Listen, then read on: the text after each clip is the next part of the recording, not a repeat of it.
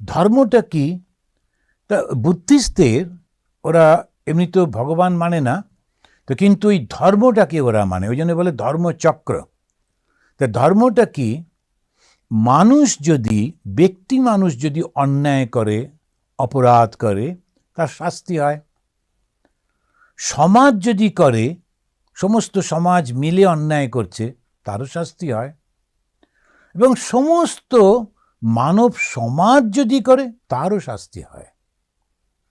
প্রকৃতি থেকে সেই শাস্তি নেমে আসে। তখন চতুর্দিকে হাহাকার পড়ে যায়, প্রচণ্ড মানুষের কষ্ট হয়। কিন্তু এই সব যখন ধর্মচ্যুত হয়, ধর্মচ্যুত হওয়া মানে কি? মানুষ যখন পশুর মতো ব্যবহার করতে থাকে। আর এইটা আরো বেশি হয় কখন? যদি রাজা অন্যায় করে।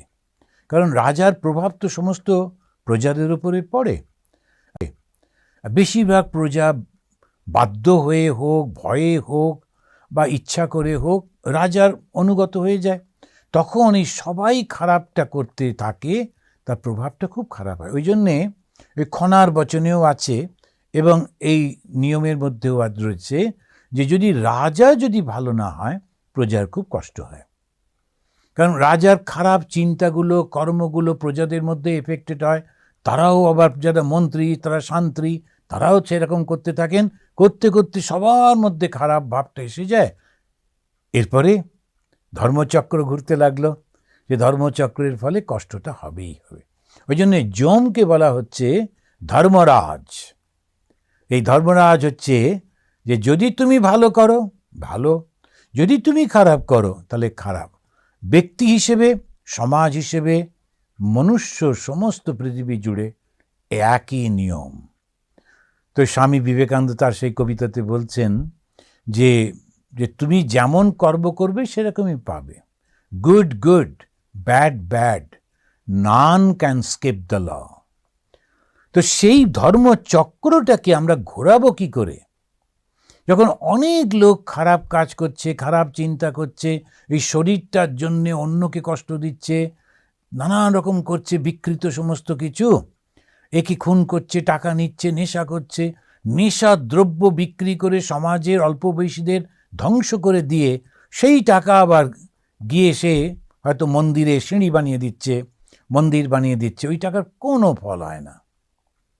ওই জন্য রামকৃষ্ণ মিশন তারা যখন নেয়, খুব একেবারে আপনার পুরো নাম দিন, অ্যাকাউন্ট নাম্বার দিন, অমুক করুন তমুক করুন করে। কেন না, আমরা যদি একটা হুন্ডি খুলে রেখে দিই, যে যা পাচ্ছে টাকা দিয়ে দেবে, অনেক টাকা ইনকাম হয়। কিন্তু ঠাকুর ওই টাকা নেবেন না, রামকৃষ্ণ মিশন কখনো ওটা করতে চায় না। কষ্ট হবে, হবে, পৃথিবীটা বদলাতে হবে, এরকম মাতার দিব্যি কে দিয়েছে? যতটুকু পারবো ততটুকু করব, কিন্তু অন্যায়ের অর্থ দিয়ে না। যারা ওই খারাপ কাজ করে নার্কোটিক্স বিক্রি করলো, করে টোরে সেই পয়সা দিয়ে একটা বড় টাকা দান করে দিল, রামকৃষ্ণ মিশন নেবে না। ওই দেখবে যে ওই টাকাটা সোর্সটা কি, কোথা থেকে তুমি পেলে। এইটাই হচ্ছে ধর্ম। অন্যায়কে কখনো সাপোর্ট করতে নেই। অন্যায়কে যারা সাপোর্ট করে, তারাও তো অন্যায় করছে না। রবীন্দ্রনাথের সেই কবিতা।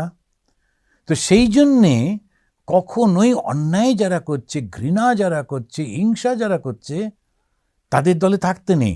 ধর্মচক্রের উল্টো দিকে পড়ে পিষে যেতে হবে। এখন আমি উল্টো করব কি করে? আমরা সবাই মিলে ভালো চিন্তা করব, ভালো কর্ম করব, ভালো ফল হবে। আমি যখন ভালো চিন্তা করছি, প্রার্থনা করছি, আপনি করছেন, এ করছে, সমাজের চতুর্দিকে যতজন লোক আছে সবাইকে, এই যে এত সমস্ত ক্লাসগুলো দেওয়া হয়, বক্তৃতা করা হয়, কিসের জন্যে? সমাজের সবার মধ্যে যাতে ওই ভাবটা আসে।